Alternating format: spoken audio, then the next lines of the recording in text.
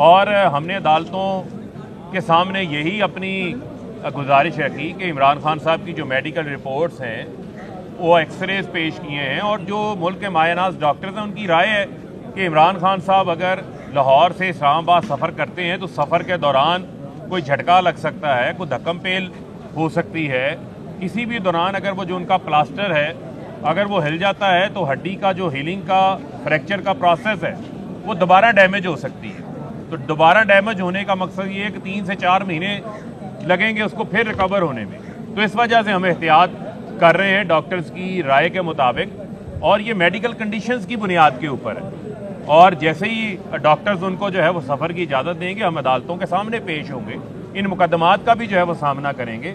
हम किसी सूरत भी ना अदालतों में पेश होने से कभी पहले घबराए हैं ना कभी आइंदा घबराएंगे। इमरान खान साहब जो हैं वो एक law abiding citizen of Pakistan है और पाकिस्तान तहरीक इंसाफ की तो जदोजहद ही रूल ऑफ लॉ के हवाले से। तो यही वजह है कि हमने अदालत से जो है वो दरख्वास्त भी की है। अभी अदालत मौजूद अदालत जो है वो इस केस को सुनेगी।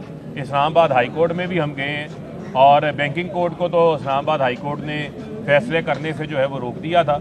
और जो मुल्क के अंदर इस वक्त आपके इल्म में जो मुल्क के अंदर जिन इदारों की जिम्मेदारी है इंतखाबात करवाने के हवाले से वो इंतखाबात नहीं करवा रहे, इसी लाहौर हाई कोर्ट ने हुक्मनामा दिया 90 रोज़ में इंतखाबात करवाने के हवाले से। गवर्नर और इलेक्शन कमीशन कलीमुल्ला सलीमुल्ला एक दूसरे को पास दे रहे हैं, आनियाँ जानियाँ लगी हुई हैं, फैसला को कर नहीं पा रहे। आज इलेक्शन कमिश्नर ने खड़े सुप्रीम कोर्ट में पेश होकर हाथ खड़े कर दिए, जी मुझे जो है वो फ़ौज सिक्योरिटी फराहम नहीं कर रही, हुकूमत मुझे पैसा फराहम नहीं कर रही और अदलिया मुझे जो है वो आरोज़ नहीं दे रही। तो इन चीफ इलेक्शन कमिश्नर साहब आर्टिकल 220 कॉन्स्टिट्यूशन ऑफ पाकिस्तान का पढ़ लें।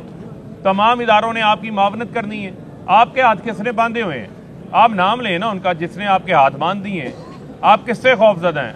आपने 90 रोज़ में इंतखाबात करवाने नहीं करवाएंगे तो वो आइन की खिलाफ वर्जी है।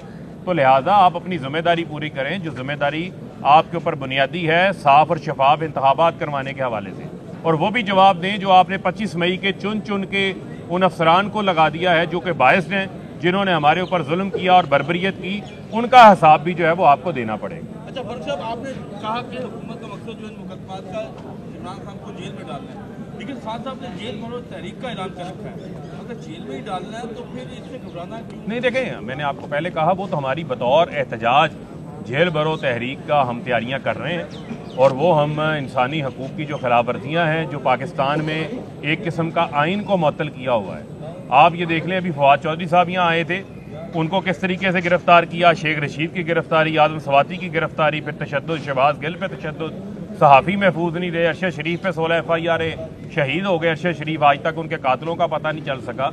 ये 10 महीने में बदतरीन इंसानी हकूक़ की फैशिज्म की फाशिस्ट हुकूमत ने मिसालें कायम की हैं जो कभी किसी आमर के दौर में भी नहीं थी, उसका हम सामना कर रहे हैं। उसके खिलाफ हम जो है वो हकीकी आज़ादी की जदोजहद कर रहे हैं। तो लिहाजा जेल भरो तहरीक जो है वो जब इमरान खान साहब उसकी तारीख देंगे तो आप देखेंगे कि पाकिस्तानियों की बड़ी तादाद जो है उसमें आगे शामिल होगी और सबसे पहले जो है वो हम अपने से शुरू करेंगे जेल भरो तहरीक का।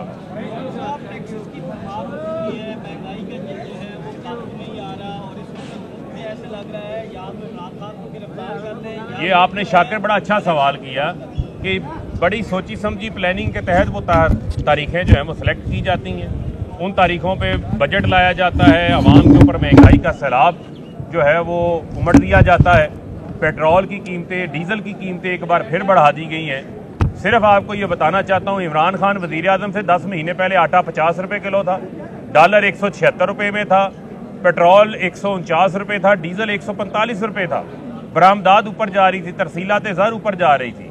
लेकिन 10 महीने में 13 जमातें सारे तजर्बाकार इकट्ठे हो गए जो कह रहे थे हम महंगाई कम करने आए हैं।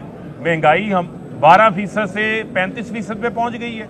आटा 60 रुपये किलो वाला 160 रुपये किलो हो गया, पेट्रोल 149 वाला 272 हो गया, डीजल 145 वाला 280 रुपये के ऊपर हो गया और डॉलर 176 वाला आज 270-280 रुपये में दस्तयाब नहीं है। मुल्क बैंक डिफॉल्ट के ऊपर ले आए हैं, फैक्ट्रियां बंद हैं, लोग बेरोजगार हैं। ये कर क्या रहे हैं? ये तजर्बा नाकाम हो गया भाई। अब कुछ सीख ले। 10 माह में आपने वही पॉलिसियों को आगे लेके चलना है जिन पॉलिसियों से मुल्क का नुकसान हुआ है। तो उससे मुल्क का फ़ायदा नहीं होगा।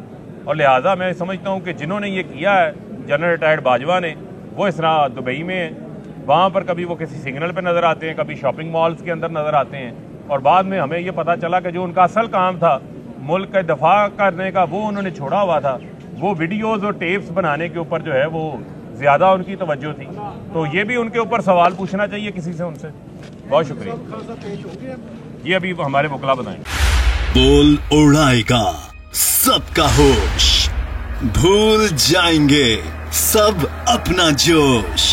देखिए पाकिस्तान की सबसे बड़ी PSL ट्रांसमिशन, सकलैन मुश्ताक, रमीज राजा, सुहेब अलवी, जमील फारूकी और फहीम खान के साथ खेल का जुनून, रोजाना रात 11 बजे सिर्फ बोल न्यूज पर।